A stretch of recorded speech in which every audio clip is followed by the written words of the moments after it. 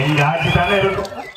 ஏனால இந்த நீங்க 3 மாசத்துல பாத்தீங்கன்னா உண்மையா சொல்றேன், எங்கள ஒரு முதலமைச்சர் இப்படி இருப்பார் அப்படி இருப்பார்லாம் நாங்க எல்லாத்தையும் கேள்விப்பட்டிருப்போம்.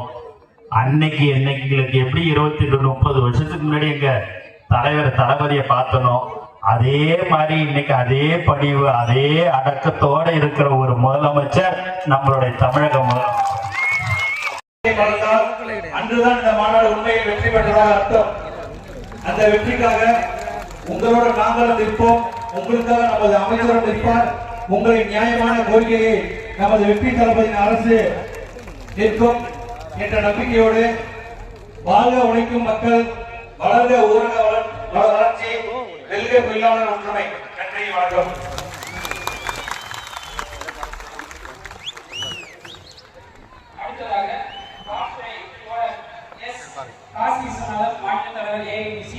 முன்னதாக இந்த மாநாட்டுக்கு வருகின்றக்கூடிய முஸ்லிம் சட்டமன்ற உறுப்பினர் மாண்புமிகு விஜயபாஸ்கர் அவர்களை நம்முடன் வரவேற்கிறோம்.